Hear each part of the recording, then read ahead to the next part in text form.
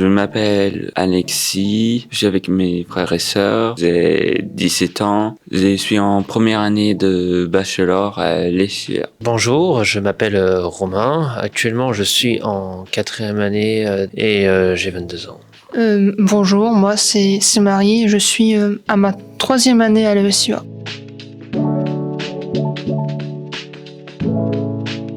Ayant des troubles de concentration, c'est assez difficile pour moi de rester sur une tâche bien précise. Cependant, j'essaye de faire du mieux que je peux. Alors ce que je fais généralement, c'est que j'ai un petit carnet de notes à côté de moi où j'écris à peu près ce que je dois faire, mes étapes, etc.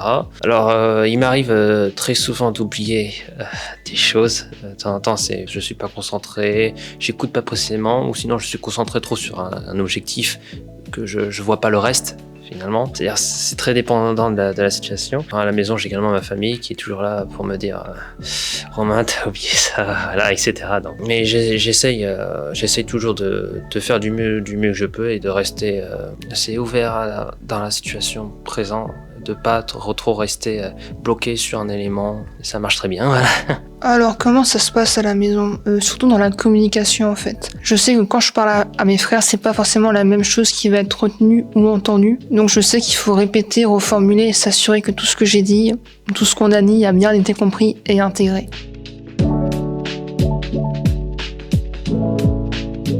Pour moi, en fait, c'est la même chose avec la maison, mais généralement, je fournis inconsciemment plus d'efforts sur mon contrôle de moi-même. Je fais plus attention, je me mets en avant plus. J'apprécie ce fait car ça m'aide énormément de moi d'être à côté d'autres personnes et de devoir mieux me contrôler. Moi, à l'école, généralement, je suis très souvent déconcentré par rapport au bruit extérieur, par rapport au mouvement, etc. Les cours, j'ai du mal à retenir tout ce qui m'est dit. Et en fait, le travail se fait plus dans le cadre de la maison, en dehors. C'est-à-dire, j'arrive à m'en sortir, puis quand il y a quelque chose que j'arrive pas à comprendre, je demande toujours aux élèves, aux autres camarades. On va dire que justement à l'école, j'interagis moins avec mes frères qu'à la maison. La seule chose qui est en rapport entre l'école, mes frères et moi, c'est des fois des informations importantes qui passent. J'ai tendance à en parler autour de la table, comme ça je sais si l'information elle a bien été entendue et retenue.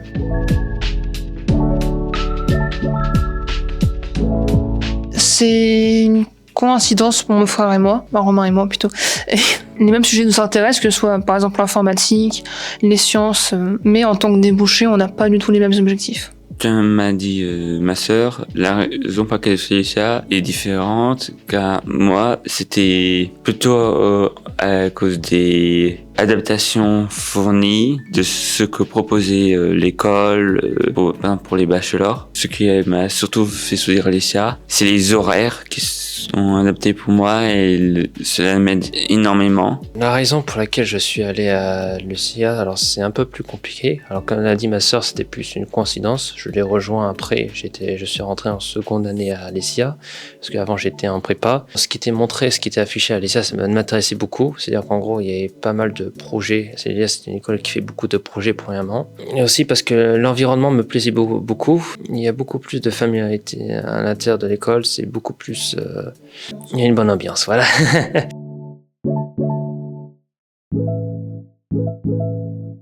Mon projet professionnel est pour le moment assez simple, c'est d'avoir un métier en cybersécurité. Je ne me suis pas avancé plus loin car il y a énormément de choix disponibles et je suis pas encore à la fin de ma formation. Ce que je compte faire, c'est également, comme Alexis, dans le cas de la cybersécurité. Et à dire, je suis ouvert à d'autres types de provisions, par exemple dans l'IA et dans d'autres domaines de l'informatique. Alors moi, à l'inverse de mes frères, je suis plutôt intéressée par tout ce qui va être technologie embarquée. Quoi exactement, je sais pas encore, il y a beaucoup de choix. Dans tous les cas, il me reste encore 3 ans avant de choisir vraiment ce que je veux faire. Donc j'ai encore un peu de temps.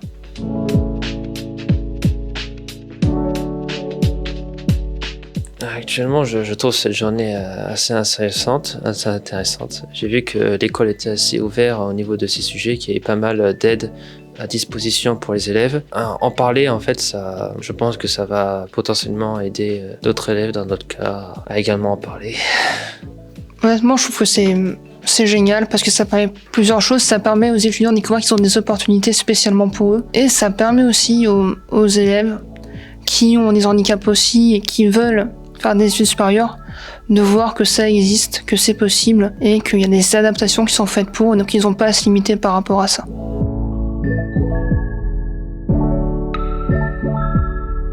De ne pas hésiter d'aller voir l'administration au sujet de leur handicap. Quand ils ont des difficultés, d'en parler également avec leur famille. De bien s'entourer à l'école également, de trouver les bons camarades qui vont comprendre. De ne pas désespérer face aux problèmes qu'ils rencontrent. Pas de rester cloîtré dans un coin. Et les enseignants n'hésiteront pas à aider.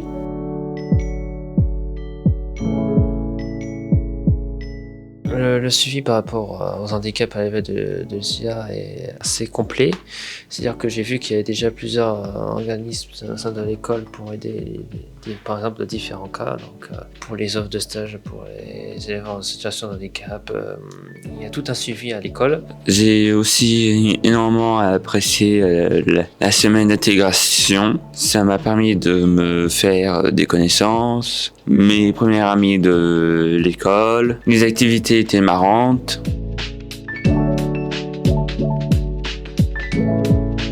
Ce que je remarque, c'est que parfois les élèves, même si on leur propose des aménagements et autres, ils ont très souvent du mal en fait à aller voir le corps enseignant. Surtout qu'en première année, les élèves n'ont pas l'habitude d'être tout seuls, de gérer ce genre de cas, de demander. C'est souvent très complexe. Je n'ai pas d'idée concrète actuellement. Comment donner le courage à ces élèves d'aller voir les organisateurs pour ces sujets assez sensibles.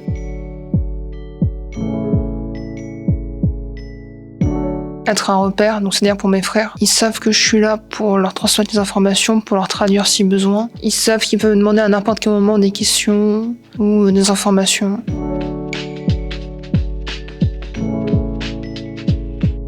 Merci aux étudiants de l'ESUA parce que par rapport au lycée et au collège, on va dire qu'ils sont beaucoup plus ouverts par rapport à certaines personnes que j'ai pu rencontrer. L'ambiance elle est géniale et pour ça je dis merci pour mes frères et pour tout. Je confirme ce que a dit ma sœur. Il y a énormément de différences comparé au lycée ou au collège. La différence est impressionnante. Je me plais énormément à l'école. J'arrive aussi beaucoup mieux à supporter. Et pour ça, j'apprécie vraiment les CIA. Je remercie le corps d'organisation pour les handicaps d'avoir organisé cette interview. Et ça permet d'avoir plus de visibilité pour les handicaps invisibles.